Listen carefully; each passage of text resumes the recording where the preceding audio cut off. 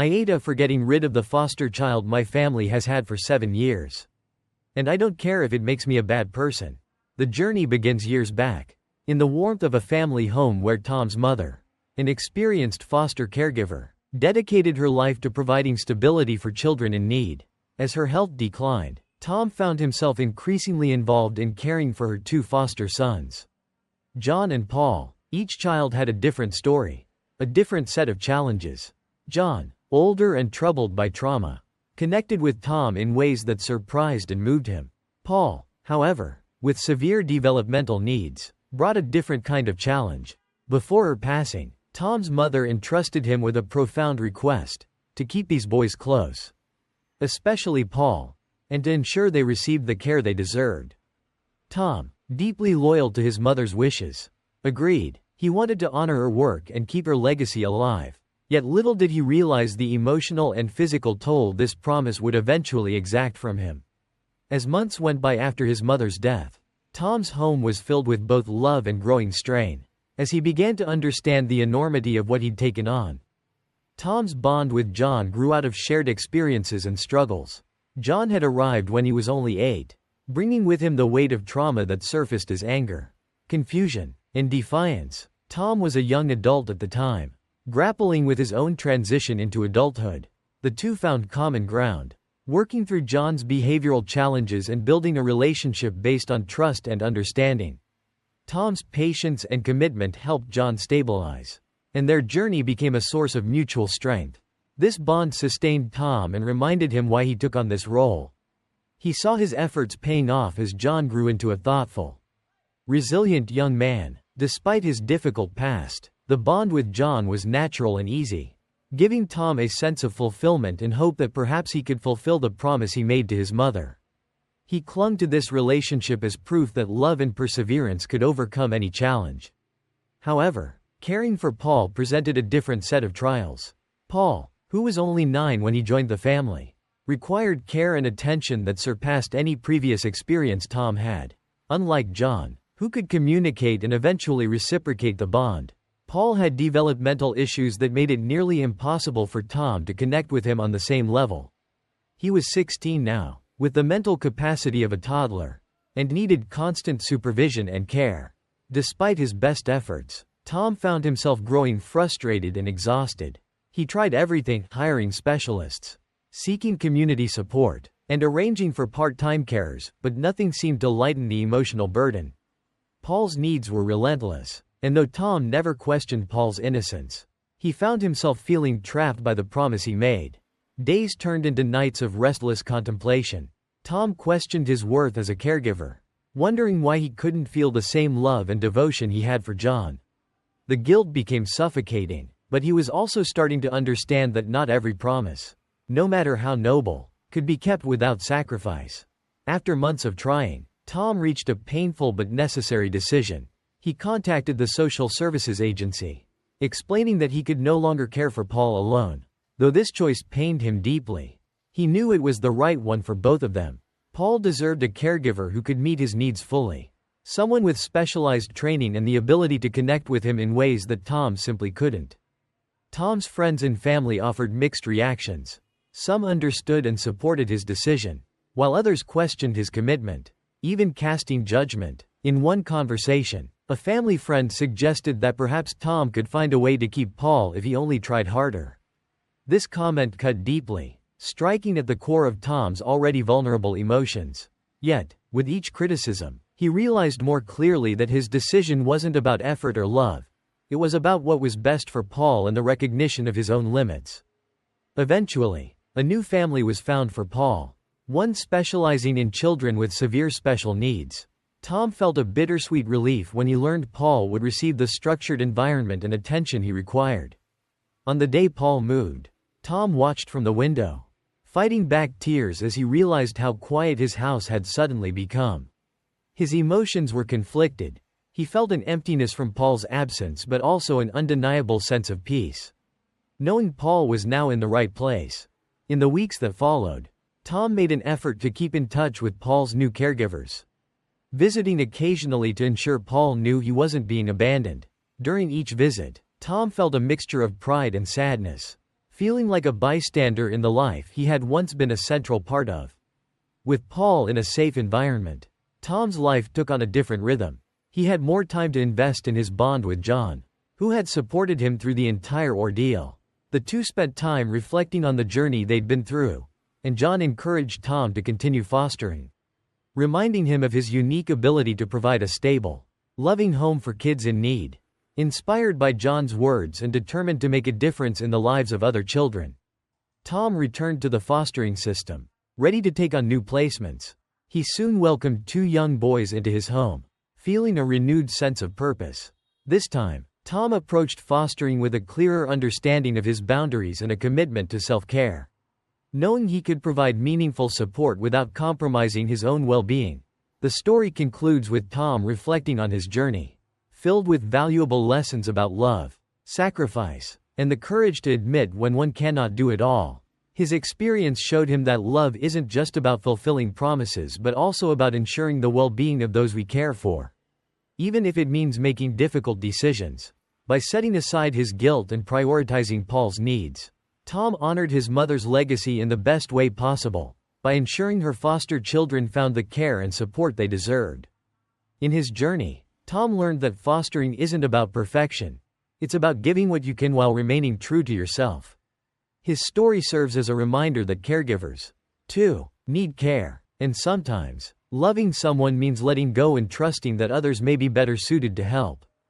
As Tom looks forward, he is at peace, knowing he made the right choice. His experiences have given him new insights into his role as a foster carer and his place in the lives of children who need support.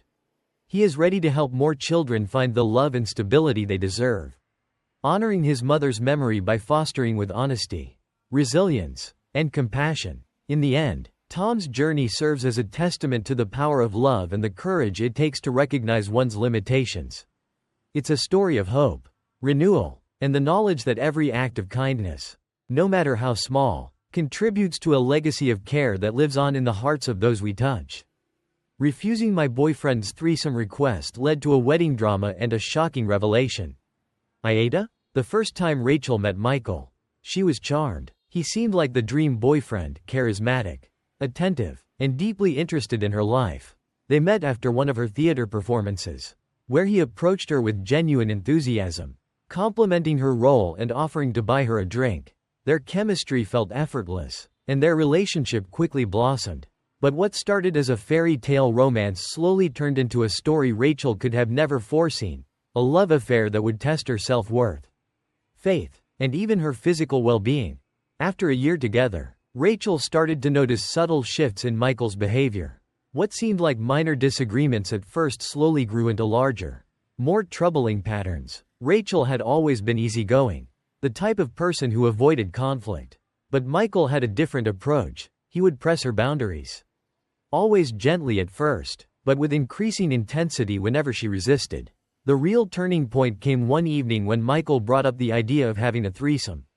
Rachel was taken aback. This wasn't something she wanted, and she made it clear. She felt vulnerable, and it hurt to think that Michael believed this was something she should entertain to keep their relationship exciting.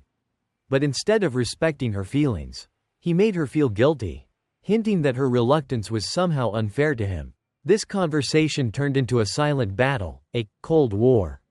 As Rachel described it, for days, Michael barely spoke to her, ignoring her texts and giving her the silent treatment. Rachel couldn't shake the feeling of unease, but she convinced herself it was just a rough patch. The unease only grew as they approached Michael's sister's wedding, where Rachel was asked to be a bridesmaid, a surprise considering she barely knew Michael's family. But she took it as an opportunity to get closer to them. She hoped that the distance Michael had created between them would disappear, that the wedding would bring them back together. However, it only made things worse.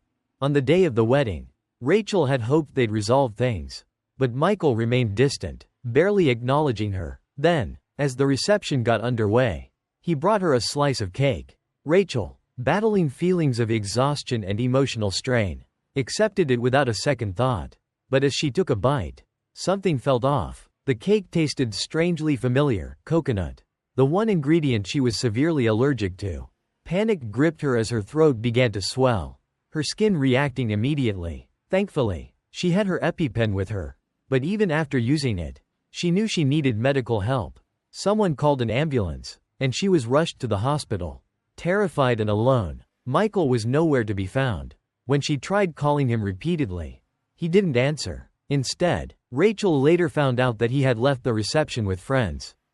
Choosing to ignore her distress in favor of a night out, she felt abandoned, humiliated, and, worst of all, deeply hurt by the person she had once trusted so fully. Rachel's best friend stayed with her that night, and the next day, Michael finally called, only to accuse her of ruining his sister's wedding.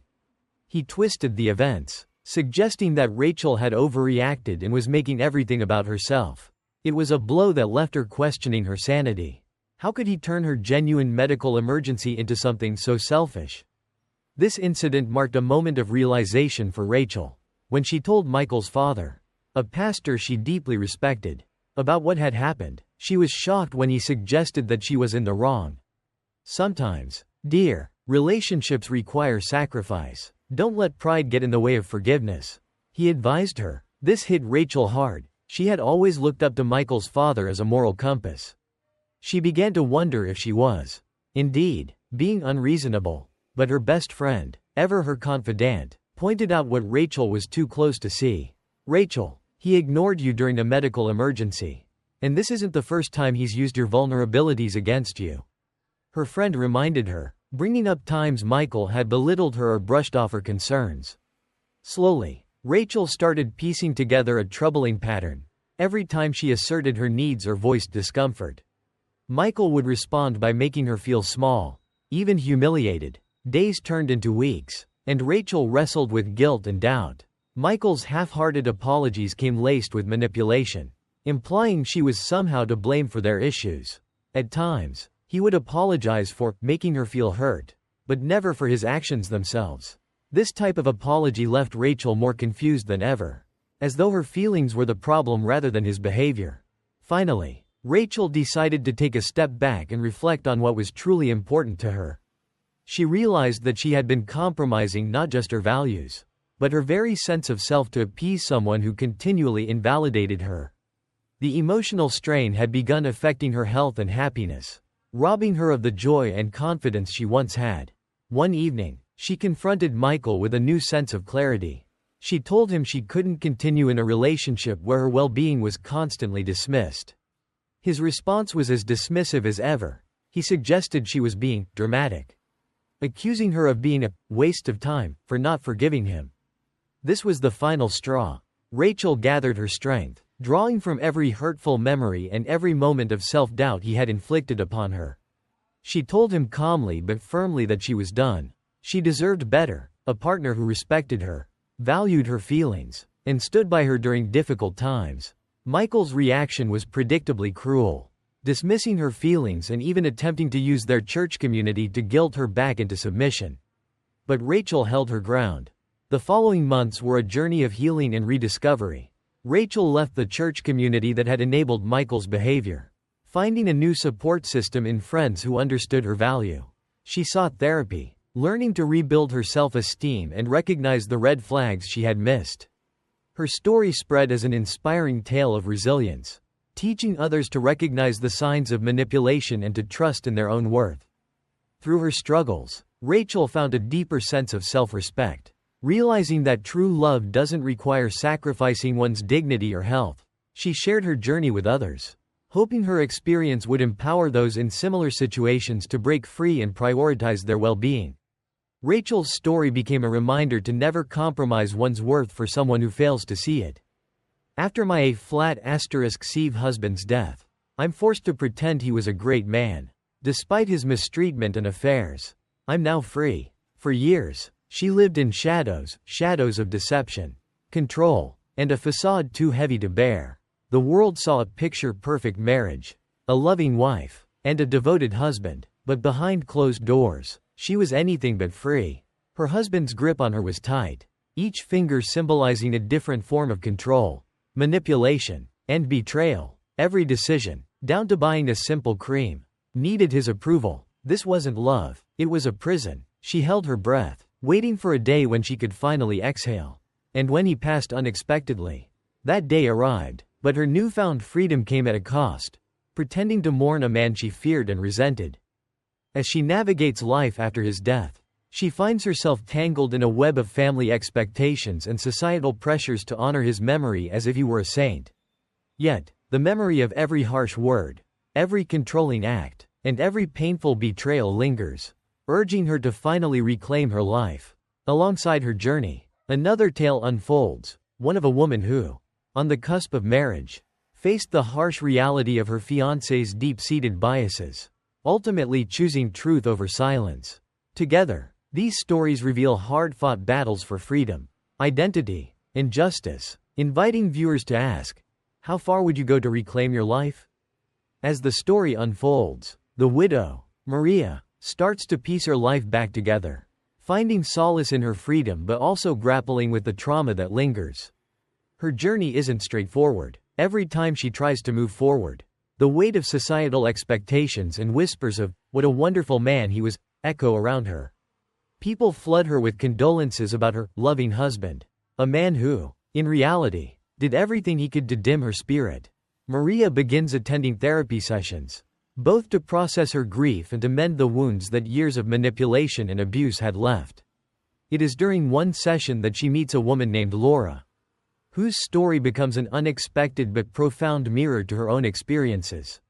Laura was engaged to a man who seemed perfect, charming, driven, and supportive, but as they planned their future together, his true colors began to show.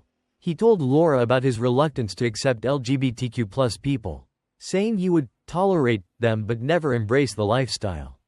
He went on to admit that he would struggle to accept a child of his own if they were gay, feeling that such a revelation would mark a failure in his parenting.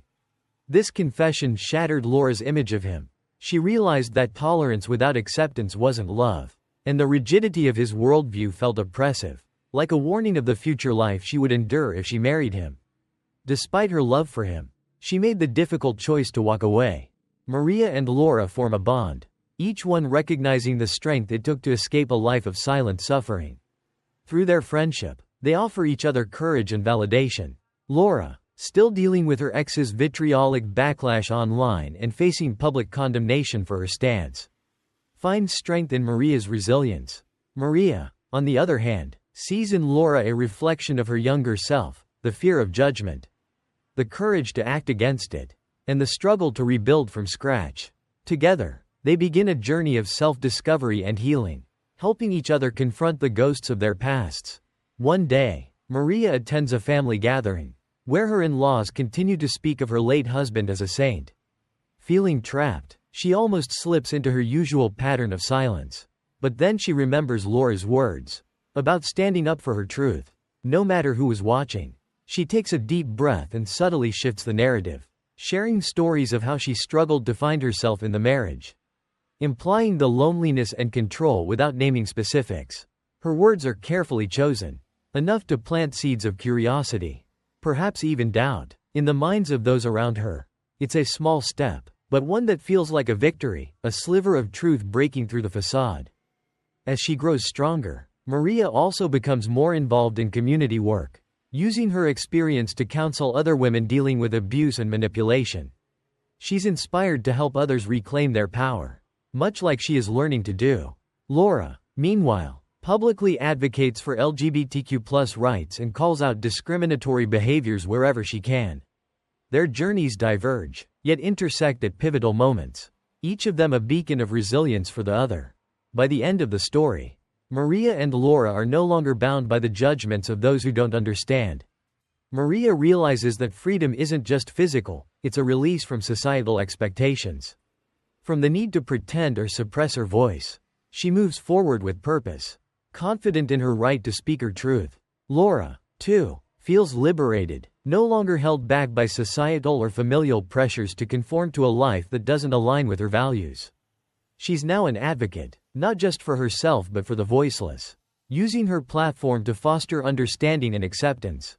Both women learn that courage doesn't always mean a loud declaration. Sometimes it's the quiet decision to change your life, step by step. They also come to understand the power of owning their stories, not as victims, but as survivors with wisdom and strength. Through their painful experiences, they find healing in helping others, proving that even in the darkest times, resilience can light the way to a life of integrity and peace. The final message is clear. Sometimes, breaking free means embracing truths that others refuse to see.